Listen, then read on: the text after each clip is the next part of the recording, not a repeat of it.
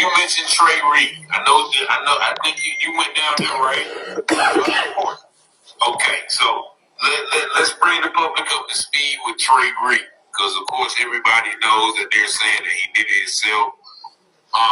What has come to light since that initial finding?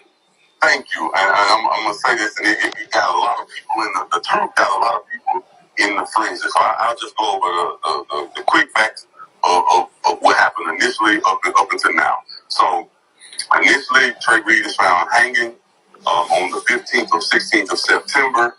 Before doing the investigation, before doing the autopsy or anything, they immediately say no foul play. Yeah. Yes, and release the preliminary results would say no foul play. Fast forward to we get on the ground, we get to talking to roommates, get to talking to people on campus, get to talking to his family. We were there for him through the memorial. We went and did a people's investigation, and we found that he had gotten into it with some boys for defending a girl over his Charlie Kirk comments right after his death. And the second autopsy preliminary findings shows blunt force trauma to the back of his head. He was killed with a belt, not a rope. He was wearing a red do-rag, a black Nike Tech hoodie, and gray joggers and black Crocs.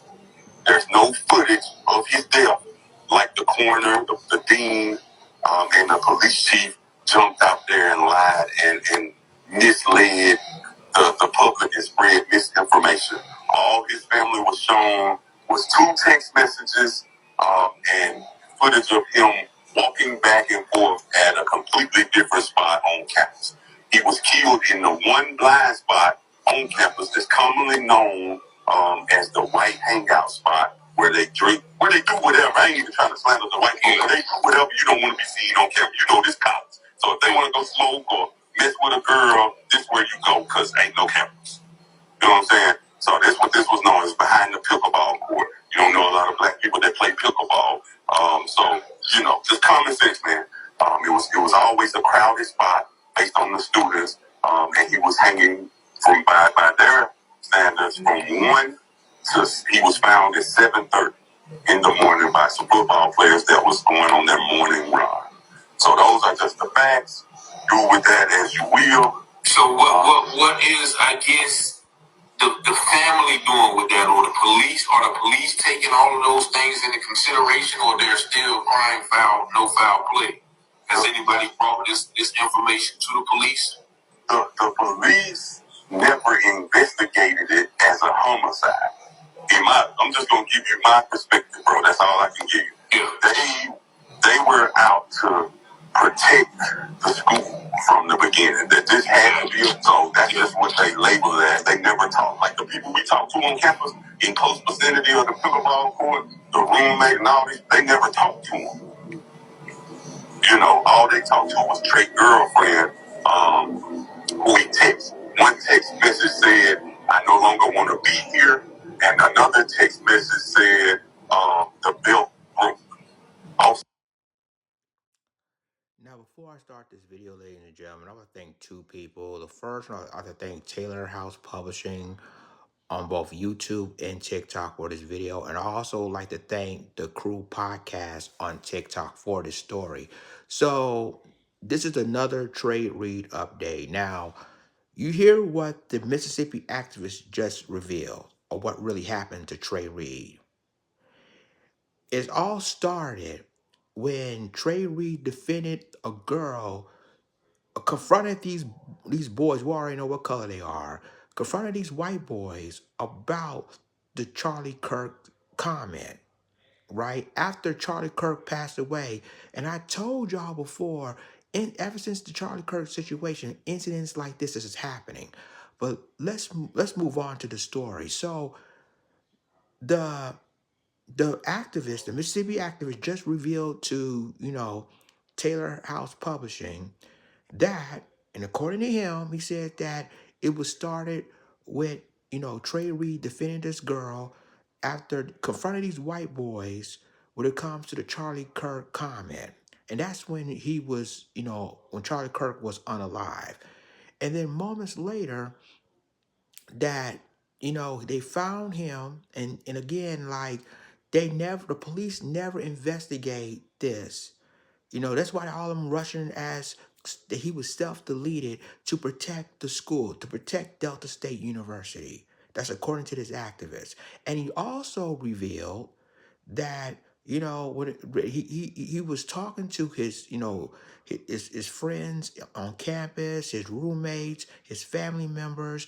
All of them were saying that because of him defending this girl with a Charlie Kirk comment, all of a sudden all hell broke loose, and it was confirmed that he wasn't self-deleted. He was basically deleted by a blunt force trauma in the back of his head. That's how he was unalive, right? And he said that he did not, delete himself. Basically, he didn't, unalive because of a rope. It was because of his belt. So all this is coming out now of what really happened to this young man. And I told you, and we as black people already knew that he did not delete it. We knew that. We been knew that. And so now you see police, and now you have other agencies and campus police are covering up the story and saying that, oh, he was self-deleted, nothing to see here. And we already knew that wasn't the case. And so they said the only reason why they claiming he was self-deleted because, and plus, police departments did not even interview his roommates, his friends, even family members. Police not even interviewing them. They didn't even say it was suicide, or they didn't even say it. It was foul play. So now you look at all the evidence now, proving that what we're saying is true.